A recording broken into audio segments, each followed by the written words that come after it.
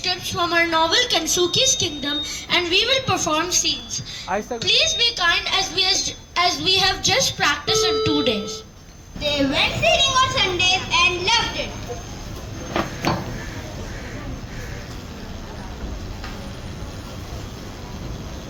Then one day, they got a letter which announced that Michael's parents were made redundant.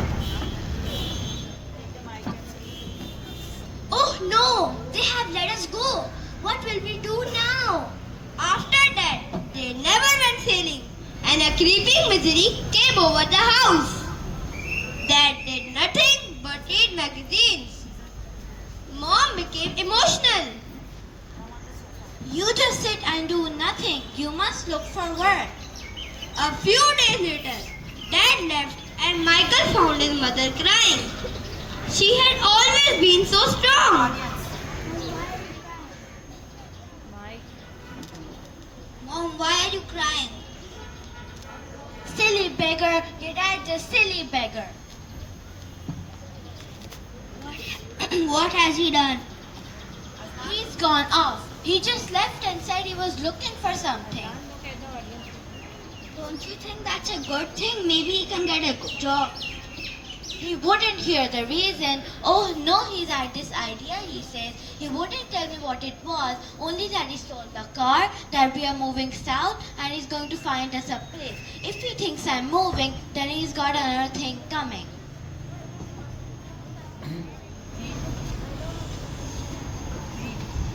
Then a week or two later, a call comes.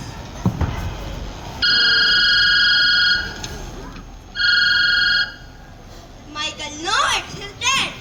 His mother says very little, so he doesn't understand. Not until his mother explains. He sounds different, Michael, like his old self, how it first used to be when I first knew him. I think he's found us a place. He's calling us to Fairham. Pack your stuff and come. I've got it all sorted and it's no good trying to talk me out of it. I've made up my mind. We will go sailing. That's what we will do. Mom, you will be the skipper. You will all love it. Yay, we are gonna go on a fun adventure trip. Dad decided that Mom would get training and learn everything about sailing. To train, so Dad hired a personal trainer named Bill Parker. He taught Mom everything there was of sailing, and he did not like children or dogs. You better stay out of my way. Children are nothing but a liability. I will master everything about the boat. I will work day and night. Wow, you seem to get the hang of this. Yes, this is so easy. I'm sure that I am the undisputed skipper. Barnacle Bill taught Mom everything there was. Grandma was against the idea of sailing. She warned them of every danger out there, hoping they would change their mind. Don't go out there. Dangerous sharks and animals can sink your boat. If Grandma is trying to scare us off, she is definitely succeeding. Finally, Mom got her certificate and they were ready to embark on their journey. Be safe. I wish I could also come with you. I always wanted to see the koalas in the wild. I will miss you, Michael. Don't worry, Grandma. Every time we dock, Here's your lucky mascot, Michael. Keep it close. Remember to write to me too. thanks, Daddy. Bye-bye. See you. They all waved each other goodbye from the Peggy Sue and left for their journey. It was late at night. Everyone was on the Peggy Sue. Mom was sick and Dad was tired, so they were resting. Guys, I'm really sick, so who will control the wheel now? Dad, the rudder cable broke. What should we do now? Oh no, someone has to stay on the wheel now. Woof, woof, woof. Don't worry, Dad. You're tired and Mom is sick, so I'll stay at the wheel. Thank you so much, Michael. I will go and take a nap. I am tired. I believe you. You can do this. Della's voice is so harsh to her breeze. She was extremely heartbroken. Michael was worried. He didn't know what to do.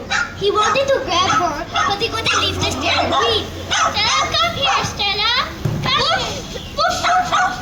Michael had no choice but to leave the steering wheel to get Stella. Ah, the board is missing.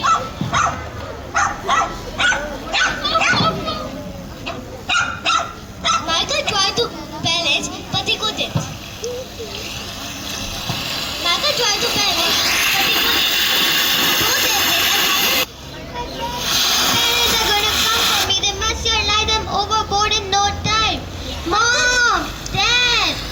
Come, please, come back. Don't leave me. Mom! Dad! They stayed floating in the water till almost morning. Michael remembered his training and tried to stay afloat. They're gonna come for me. They must slide them overboard. Mom! Dad! Don't come back! Michael can't be heard as the boat drifts further away. Michael sees a white head bobbing in front of him and swims towards it. Stella, come here. Come here, Stella. Michael tried to save Stella, but realized that it wasn't Stella. It was his lucky mascot, Eddie's ball. My lucky mascot. Michael waited until morning, but his parents didn't come to save him yet. He hung on as long as he could, till he didn't have any strength. Michael let go of the ball and started to drown. But someone saved Michael woke up on an island in the middle of the Pacific Ocean where there was no one in sight. He saw Stella as she came running. He was so relieved to be alive that he didn't notice his surroundings. Stella, where are we? Woof woof. Michael doesn't know how he got to shore and how he lived to see another day. He looks around to see if there is anyone inside, but the only thing he finds is a hill. He thought that if he climbed up the hill, he could see further inland. Hello? Is anyone here? Asleep, but all he hears is droning of mosquitoes.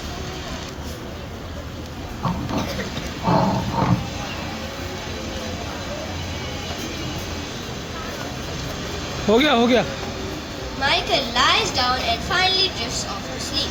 When he wakes up, he hears Stella laughing and slurping. They will eat me alive. I'm hungry and I'm thirsty. I have nothing to protect myself. How will I survive? How I wish Mom and Dad were here. Michael lies down and finally drifts off to sleep. When he wakes up, he hears Stella laughing and slurping. Stella, what are you drinking there? Is that water? Michael sees food and water high on the hill. He runs to eat and sees fish, bananas and water. He and Stella finish everything hungrily. Thank you, whoever you are, thank you. Every day after that, Michael and Stella get there but still doesn't know who gave them the food. They live in the jungle with wild animals lurking in the forest. One day, Michael finally manages to build a small fire. When he returns after getting more wood, orangutan puts the fire out. It is not an orangutan, he realizes. It is a man, a very agitated man. He comes scuttling towards Michael, gesticulating wildly. No, fire, no. I don't understand what you're saying. I don't speak your language. American, Ecotin, British. Michael tries to understand what he says. He is terrified of the angry man and is afraid of him. He is not what he has hoped to meet. No fire, Ramita, no fire, you understand? But my mother, my father, they're out there. They'll come and fetch me. Stella rushed towards him, greeting him like a long-lost friend. Stella, don't go. You're my only hope. Betrayed and terrified, Michael does not know